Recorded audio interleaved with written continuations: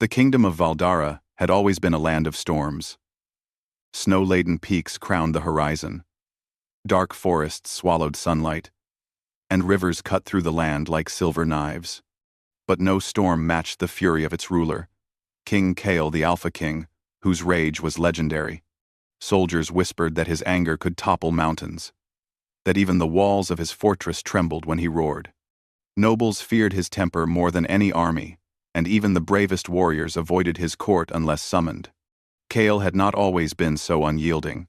Once, long ago, he had been a young prince who laughed in the moonlight and rode freely through the valleys. But years of war, betrayal, and the shadow of a curse had hardened him.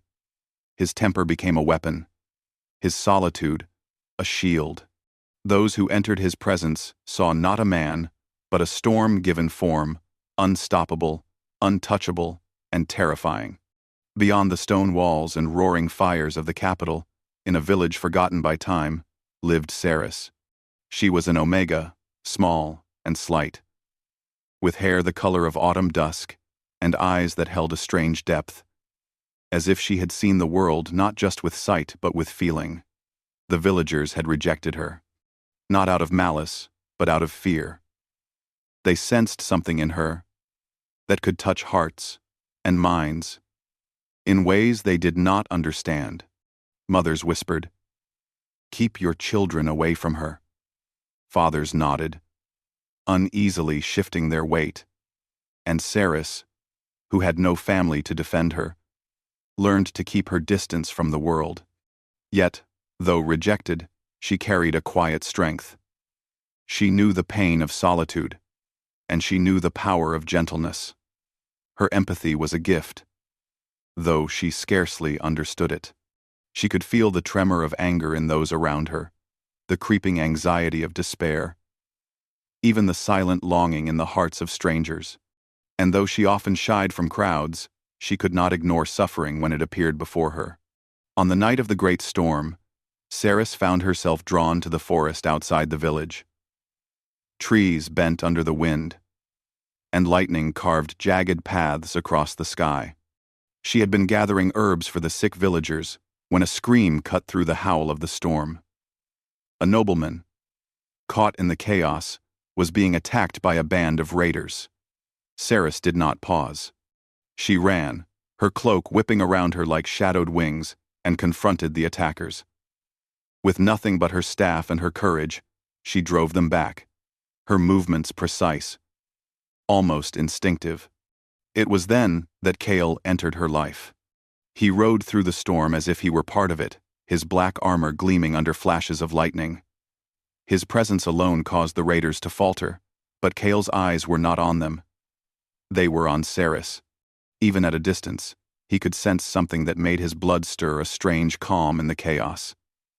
A defiance that dared him to interfere. He had never seen an Omega like her.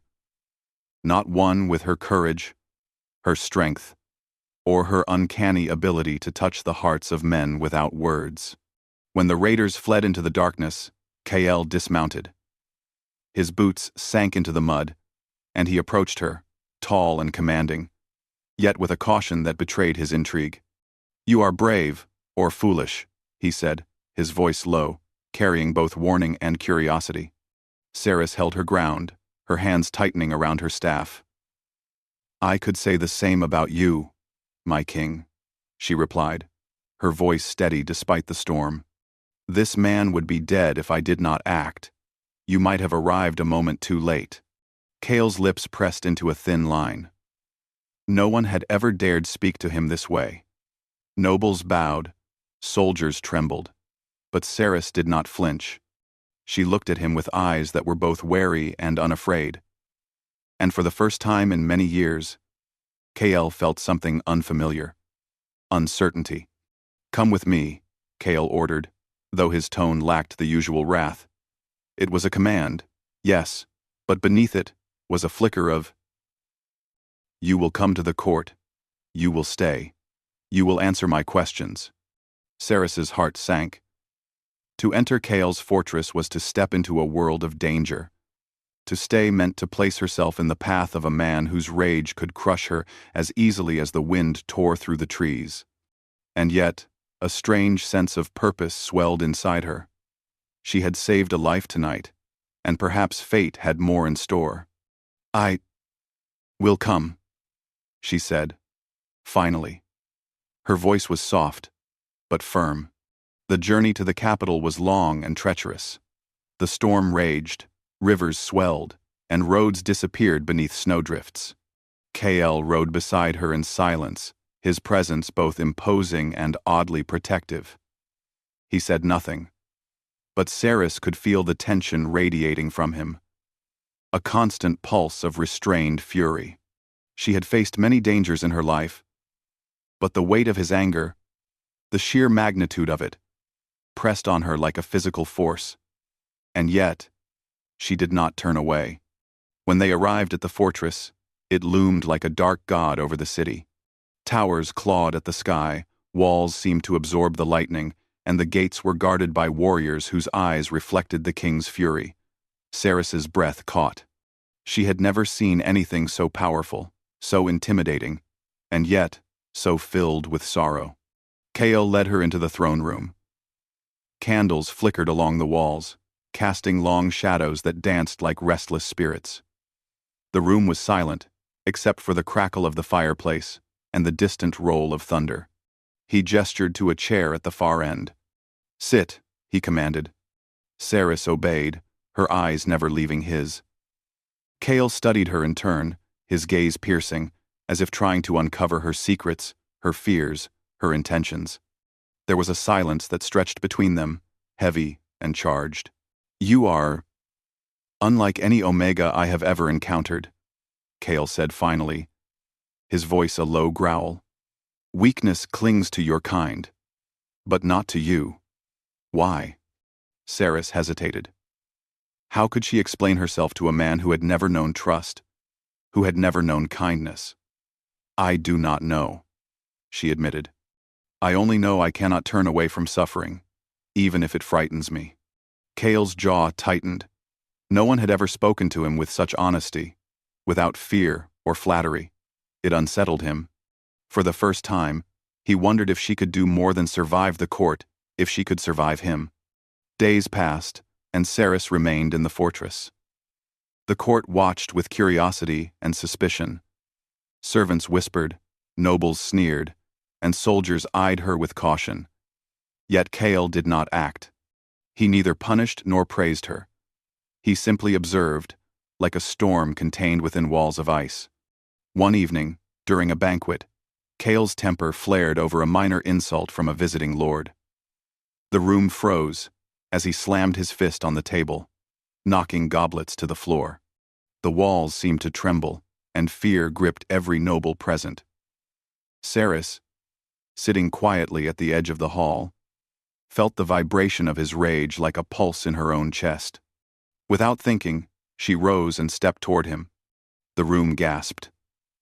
None dared approach the king in his fury.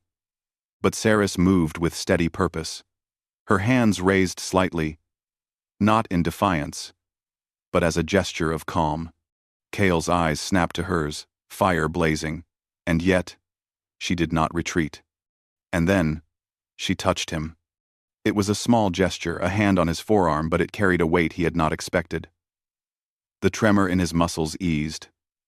His breath slowed, and the wild storm in his eyes softened. Just enough. The court watched in stunned silence. The Alpha King, feared by all, had been calmed by an Omega. Kael's gaze bore into her. Something in him shifted, a recognition older than time, something dangerous and powerful. He wanted her to step back, to retreat, to fear him, but he could not. He wanted to understand this connection, this strange pull that defied all he had known about power and control. "Stay," he whispered, almost to himself, though loud enough for her to hear. "Stay, and do not leave." Saris's heart pounded. She had stepped into a world of rage and shadows, yet she felt an unspoken promise of something more. something neither of them fully understood. Outside, the storm continued to rage. But within the fortress, a different kind of tempest had begun. One of curiosity, of longing, and of a connection that neither fury nor fear could break.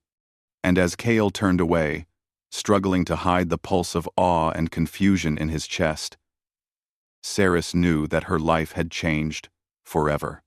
Not by chance, not by fate alone, but by the spark of something ancient, powerful, and terrifying. The beginning of a bond that neither of them could deny. The Alpha King's rage had been tamed, but only just. And deep in his eyes, a dangerous obsession began to take root. Saris had touched him, and now he could not let her go. Cliffhanger. Outside the fortress walls, hidden among the shadows, a figure watched. A curse long thought dormant had stirred, sensing the bond forming between the Alpha King and the rejected Omega, and it hungered, waiting for the moment to strike. The day after the storm, the fortress of Valdara felt alive in a new way. The halls echoed with whispers, not only of the storm's fury, but of the mysterious Omega who had calmed the Alpha King himself. Servants hurried past, glancing at Saris with curiosity and awe. Nobles muttered behind their hands, uncertain whether to fear or respect her. But all eyes ultimately returned to Kale, who now walked the corridors like a man transformed, though not yet tamed. His presence alone carried both authority and unease. Saris moved carefully through the halls. Though she had been called to the court, she still felt the weight of its history. The silent eyes of ancestors carved into stone, the shadows that lingered even in the sunlight. She had saved one life, yet she wondered if she could survive here, in a place where rage lived like a second skin on every man and woman. Still, she could not turn back. Something deep within her told her that her destiny was tied to this fortress, to this king, and to the storm that lived in his heart. Kale did not speak much in those first days. He observed her in silence, his dark eyes following her through the courtyards, kitchens, and libraries. Even when she was alone, he seemed to sense her presence, like a shadow walking just behind her. The courtiers whispered that the king's gaze had never lingered on anyone but himself before. And yet, Saris noticed the storm inside him, the tension in his shoulders, the flare of his temper over the smallest insult, the way his hands clenched when the past haunted him. One evening, Kale summoned her to the council chamber. The room was cold, lit by a single chandelier, and heavy with the scent of old wood and burning torches. "You have calmed me once," Kale said, his voice low and steady. Saris shifted slightly, her fingers brushing the edge of the table. "I do not fully understand. I only know that I could not stand by while you destroyed yourself or anyone else." Kale studied her for a long moment. His gaze was sharp, piercing, yet there was a softness that unsettled him. Most would have cowered, most would have run, but you do not fear me.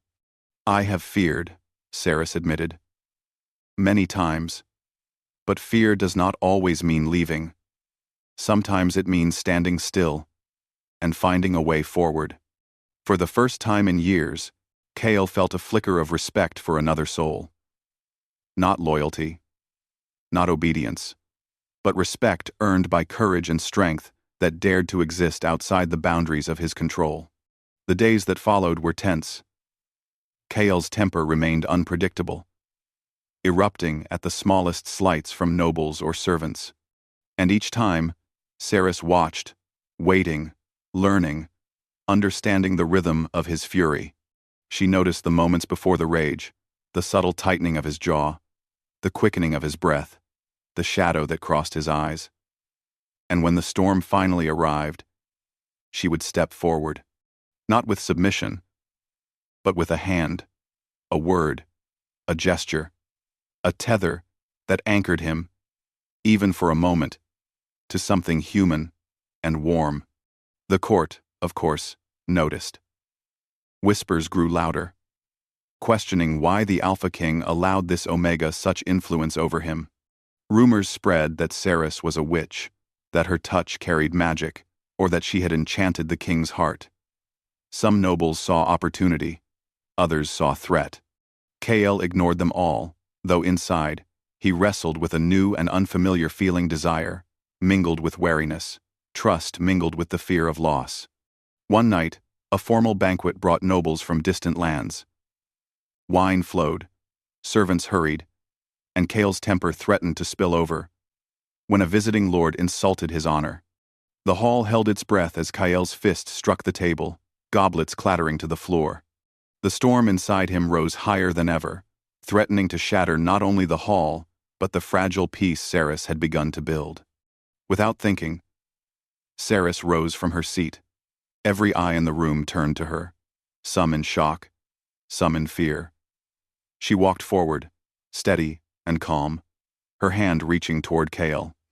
The moment her fingers brushed his forearm, a ripple ran through the hall. The air shifted. The storm in Kael's eyes softened, the tension in his body eased, and for a heartbeat, silence reigned. The court could hardly believe what had happened. The Alpha King, feared by all, calmed by the touch of a rejected Omega.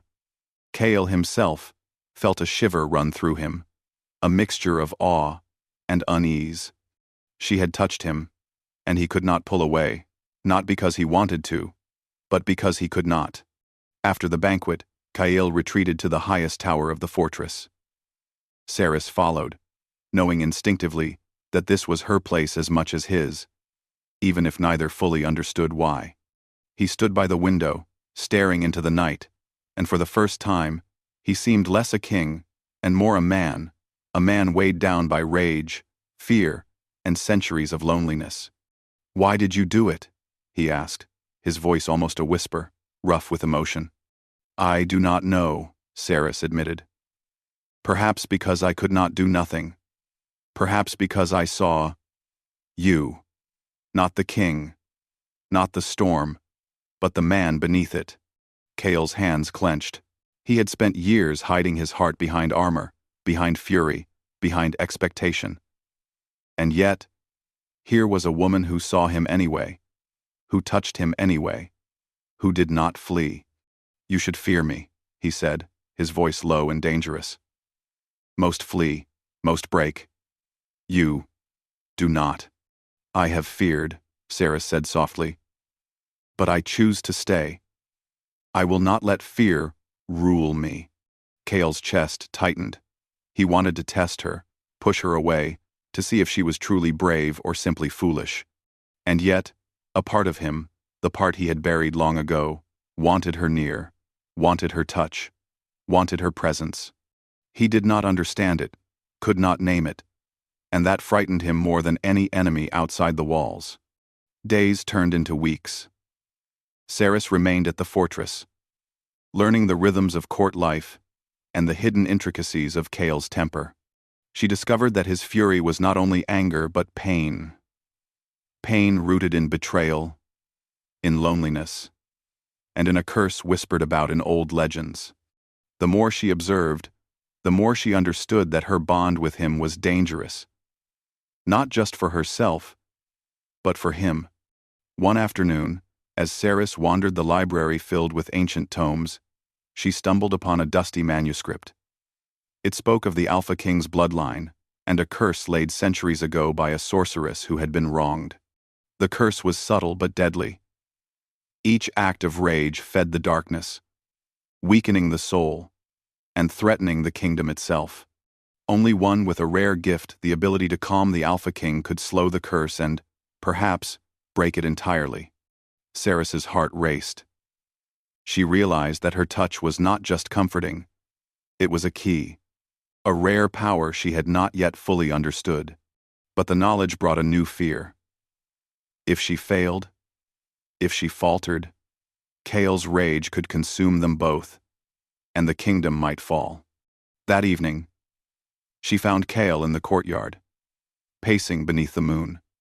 He did not notice her at first, lost in thought. his dark cloak swirling in the wind. "You think too much," she said gently, stepping closer. Kale's eyes snapped to hers, sharp and intense. "And you think too little," he replied, though not harshly. "You touch me, and yet you do not know the consequences. Do you?" "I do not," Saris admitted. "But I know what it feels like to see a man in pain and do nothing. I cannot be that person." Kale studied her, and for a long moment, neither spoke. Then, in a gesture that surprised them both, he allowed her hand to brush his once more. The storm within him quieted, though only slightly. He felt a tether, fragile but unbreakable, forming between them. And for the first time in years, he wondered if someone, one person, could truly understand him. But the calm did not last. As the moonlight danced across the courtyard, Saris sensed a presence lurking in the shadows, ancient and malevolent. The curse that haunted Kale's bloodline had awakened, drawn by the bond forming between King and Omega. It would not forgive, it would not rest, and it would not allow them to grow close, without testing them both. Saris turned to warn Kale, but he already knew. The shadow in his chest, the unease that lingered despite her touch, told him that their bond had stirred forces older and darker than either could face alone. Kale's jaw tightened. "They will come," he said, voice low, almost a growl.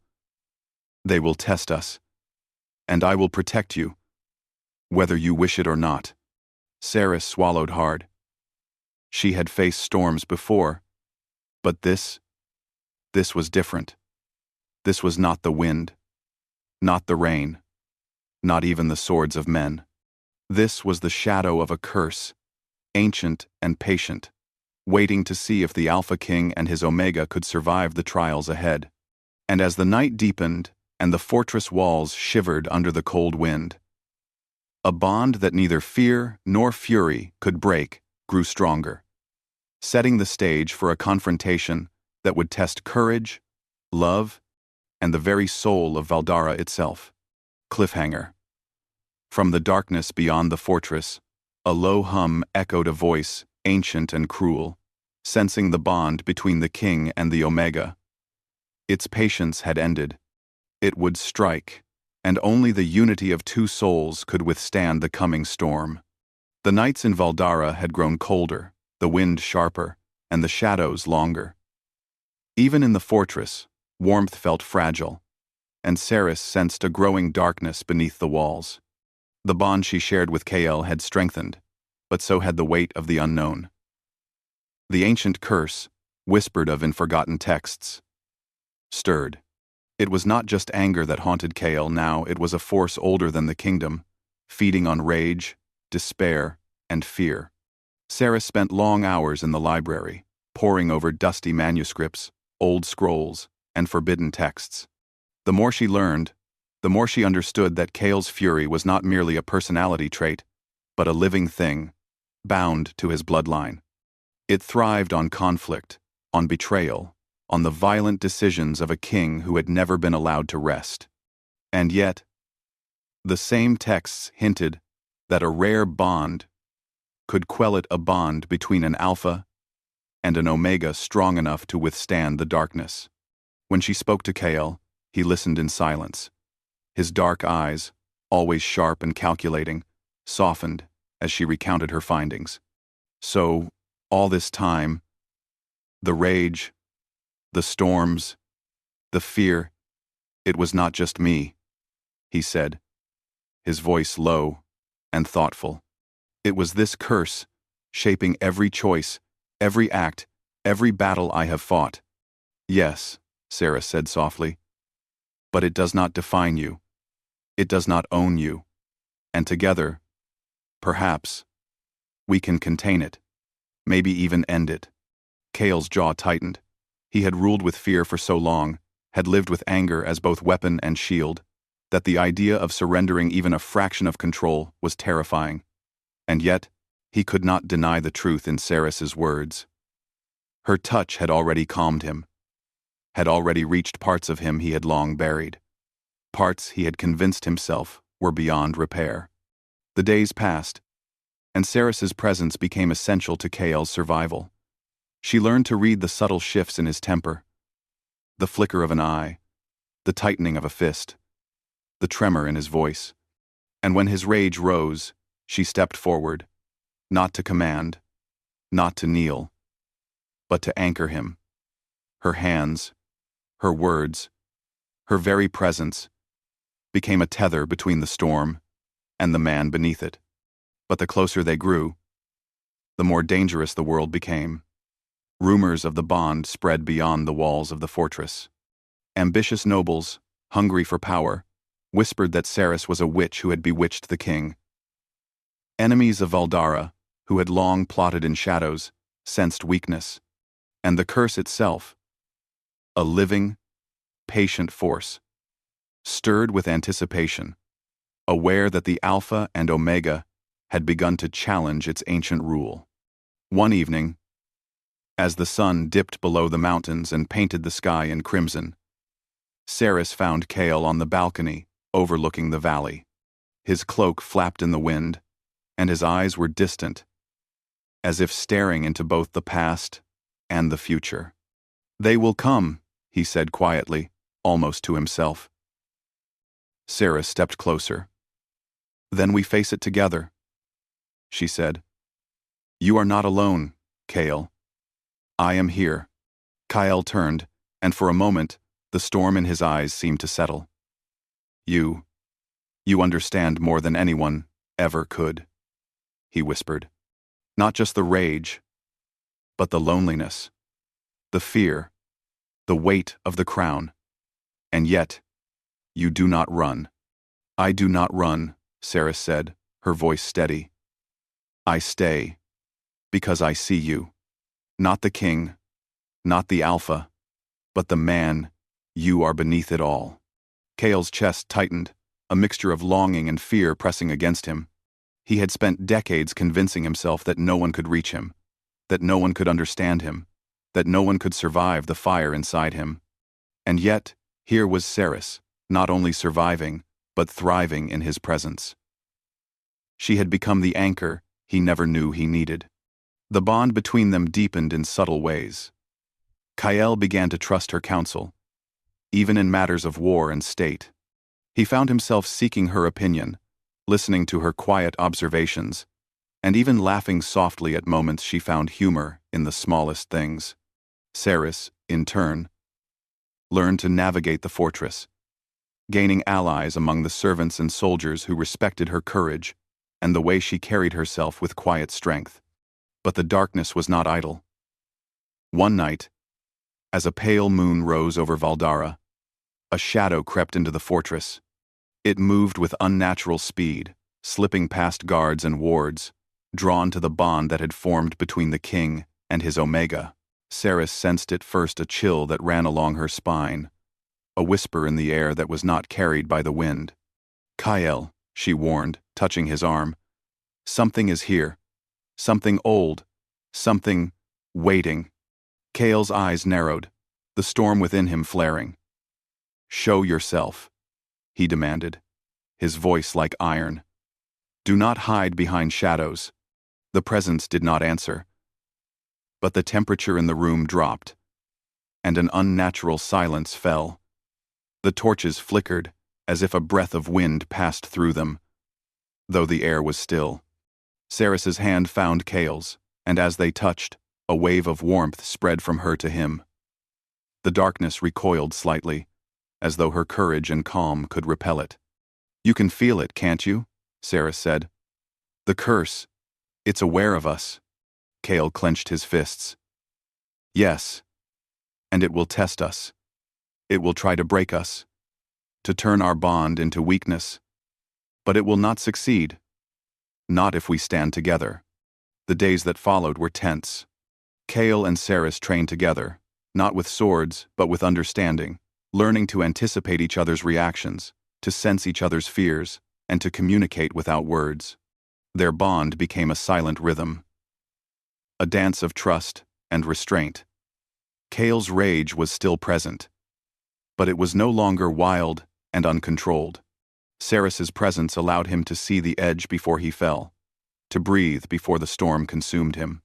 But the curse was patient, cunning, and relentless. It struck at the moments they were most vulnerable. One evening, Kael received a message from a distant noble, claiming an attack on the northern borders. Ceres sensed the trap before he even opened it. "It's a lie," she warned. "They want to lure you into rage. Do not fall for it." Kael's eyes darkened. Rage flared within him, and the instinct to strike, to punish, to destroy, rose up like a wildfire. But Ceres's hand on his shoulder, her calm voice, anchored him. "Breathe," she whispered. "Think, not act." For the first time in decades, Kael obeyed. He closed his eyes, inhaled, and let her presence guide him. The fire inside him did not disappear, but it became controlled, directed. A weapon he could wield without losing himself. "You are remarkable," Kael said afterward, voice low and filled with awe. "Not because of what you can do, but because of who you are. You see me. You do not fear me. You believe in me." Ceres felt her heart stir, a mixture of fear and longing. "I do believe," she said softly, "but I fear what comes next. The curse will not rest, and if it tests us, I do not know if we can survive unscathed." Kael's hand found hers again, a gesture of both reassurance and dependency. "Then we face it together," he said. "No matter what comes, I will not let you go, Ceres. Not now. Not ever." As they stood together, hand in hand, the wind howled outside, and shadows twisted along the walls. The ancient curse had awakened fully, sensing the defiance of its intended victim. It hungered to see the Alpha King and the rejected Omega fail, to turn their bond into chaos and despair. And from the deepest reaches of the fortress, a whisper echoed a name, long forgotten, but filled with power and malice. The curse was patient, and it was watching. Ceres looked up at Kael, her eyes wide with a mixture of fear and determination. Kael's dark gaze met hers, unwavering and fierce. "Then, we will stand. Together. Always." Even as they embraced, the air thickened with the promise of danger. The bond they had nurtured, fragile yet powerful, was about to be tested by forces older and darker than either of them had ever imagined. Cliffhanger. In the shadows beyond the fortress walls, the curse stirred fully, taking shape in a form both terrifying and ancient. Its eyes glowed with hunger, and its voice whispered a single promise. The Alpha and his Omega shall fall, or be consumed. Ender plea. The night had fallen heavy over Valdara, the moon obscured by thick clouds, casting the fortress in shadow. Every torch flickered in the wind, as if uncertain whether to burn or die. The curse that had haunted Kael's bloodline for centuries had awakened fully. Its presence pressed against the walls, cold and unrelenting, hungry for the destruction of the Alpha King and his Omega. Kael stood at the highest tower, staring into the darkness beyond the fortress walls. His cloak flapped violently in the wind, yet he seemed calm, anchored by Ceres's presence beside him. Her hand rested lightly on his forearm, and the warmth of her touch was a tether in the storm raging within him. For the first time, he realized that his greatest weapon and his greatest vulnerability was not his sword, but her. "The curse will not forgive us," Ceres said, her voice steady despite the fear in her heart. "It will test every bond, every trust, every choice you have made." Kael's jaw tightened, the storm in his chest threatening to surge. "I know," he said, his voice low and dangerous. "But I will not let it take you. I will not let it take what we have built." The air shifted, thick and heavy, as a presence emerged from the shadows. A form appeared. Dark, and impossible, eyes glowing with ancient malice. The curse had taken shape, a being that seemed born of shadow and rage, moving with the weight of centuries. Its voice echoed through the tower, chilling and commanding. "Alpha King," it hissed. "Your blood is mine. Your fury is mine. And the bond you cling to shall be your undoing." Kale stepped forward, his hand finding Ceres's, holding her steady. "You are wrong," he said, voice like iron. "This bond, it is not weakness, it is strength, and we will not fall." The curse surged toward them, a wave of darkness that threatened to engulf the tower. The air grew cold, the shadows twisting and writhing. Ceres felt the pull, the weight of centuries pressing down, testing her courage and her resolve. She tightened her grip on Kale's hand, and a spark of warmth flowed from her to him. The darkness hissed, recoiling slightly from the connection between Alpha and Omega. "You can fight it," Kale said, his eyes burning with determination. "Together, we can endure anything." Ceres nodded, fear and determination warring within her. "Then we fight," she said. The curse struck first, a wave of shadow that seemed to pierce both their minds and hearts. Kale roared, not in anger, but in defiance, pushing against the darkness that sought to control him. Ceres pressed her hand against his chest, sending warmth and calm into the storm inside him. For a moment, they were one, a single pulse of energy, a bond unbroken by fear or malice. The shadow shrieked, retreating slightly, but it would not be denied. It attacked again, probing, testing, trying to find cracks in their unity. Kale swung his sword, the blade catching faint moonlight, slicing through the dark tendrils, but the shadow reformed, relentless and eternal. "Hold me," Kale commanded, his voice urgent. "Trust me, and let me trust you." Ceres did not hesitate. She stepped closer, pressing her forehead to his, letting her energy flow into him, filling him with courage, calm, and clarity. The shadow shrieked again, unable to bear the force of their combined will. "You are stronger than you know," Kale said, his voice breaking through the darkness. "Stronger than this curse, stronger than your fear. Stand with me, and we will end this together." Ceres's heart swelled with both love and fear. She could feel the depths of Kale's rage, his past, the centuries of pain and solitude he carried. And yet, she also felt his heart open to her, fragile and human, beneath the armor of the king. "I am here," she whispered. "Always." The shadow recoiled, sensing its impending defeat. But it struck one final time, hurling Kale against the cold stone of the tower wall. Pain flared through him, the weight of the curse pressing like iron chains. Ceres cried out, reaching for him, and pressed her hands against his chest. This time, not only her warmth, but her courage, her unwavering trust, poured into him. The shadow shrieked as if wounded, its form trembling and weakening under the force of their bond. Kale rose slowly, holding Ceres close. "Together," he growled, "we are unbroken. We are more than fear. We are more than rage. And you are my anchor." The shadow let out a final, echoing wail, twisting into mist before vanishing entirely. Silence fell over the fortress, heavy but calm. The storm outside had passed, leaving a cold, clear night in its place. Kale and Ceres stood together, holding each other, hearts beating in unison, their bond stronger than any darkness could sever. For the first time in centuries, Kale allowed himself to feel more than anger, more than fear. He allowed himself to feel love pure, steady, and transformative.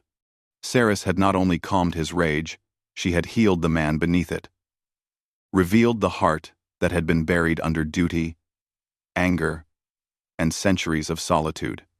You have saved me, Kale said softly, brushing a strand of hair from her face. Not with magic, not with power, but with who you are. With your heart, your courage, your soul. Saris smiled faintly, tears shining in her eyes. And you have shown me what it means to trust, to fight, to care for someone who seems untouchable. I never thought I could belong here, with you, but I do. I belong with you. Kale's hand traced her jaw, gentle and reverent. Then you shall never leave, he whispered. Never. You are mine, and I am yours. Not by fear, not by power, but by choice. The fortress walls, once cold and imposing, seemed to breathe with a new life. Servants and soldiers who had watched the bond form from the shadows now moved freely, no longer fearing the king's rage. Nobles whispered, not of fear, but of awe and respect. The kingdom itself seemed to recognize the transformation. The Alpha King, tempered by the courage of his Omega, had become something more than legend. He had become human, capable of love, of trust, of redemption. In the days that followed, Kyle and Saris worked together to strengthen the kingdom. They met threats, not with rage, but with strategy and courage. They faced challenges from ambitious lords and distant enemies, but always side by side, their bond unshakable. Kale's temper, once a force of destruction, became a shield for his people, guided by Saris's wisdom and empathy. Yet even in victory, a shadow lingered. The curse had been defeated, but the memory of its presence remained a reminder that darkness is never fully gone, only held at bay. Saris and Kale understood that their bond must remain strong, vigilant, and unyielding, for future trials would come. One evening, standing on the balcony where their journey had begun, Kale held Saris close. The wind was gentle, the moonlight soft, and the fortress quiet. You have changed me, Kale said, voice tender. Not by magic, not by force, but by showing me that even a king can be loved, even a king can be understood. And you have changed me, Saris replied, not just by accepting me, but by trusting me, by letting me stand with you. Together, we are stronger than anything that could ever come for us. Kale kissed her forehead gently, a promise and a seal of their bond. The kingdom of Valdara slept peacefully that night, unaware of the darkness that had been vanquished, unaware of the courage that had changed a man and a kingdom alike. The Alpha King and his Omega had faced the storm, the curse, and their own hearts, and emerged united, stronger, and unbroken. Yet, in the quiet corners of the world, whispers remained. The darkness that had once sought to consume Kale's bloodline had been driven back, but it had not disappeared entirely. It lingered, patient, watching, waiting for another time, another challenge. But for now, the Alpha and his Omega stood together, unshaken and unbroken, bound not by fear, but by love, trust, and the knowledge that together, they could face anything. Final hook. Even as peace settled over Valdara, a faint shadow flickered on the horizon, a whisper of danger yet to come. The Alpha King and his Omega had won the battle, but the story of their bond, their love, and their courage was only beginning. And in the hearts of both, a single truth remained. Whatever darkness may rise, they would face it together always.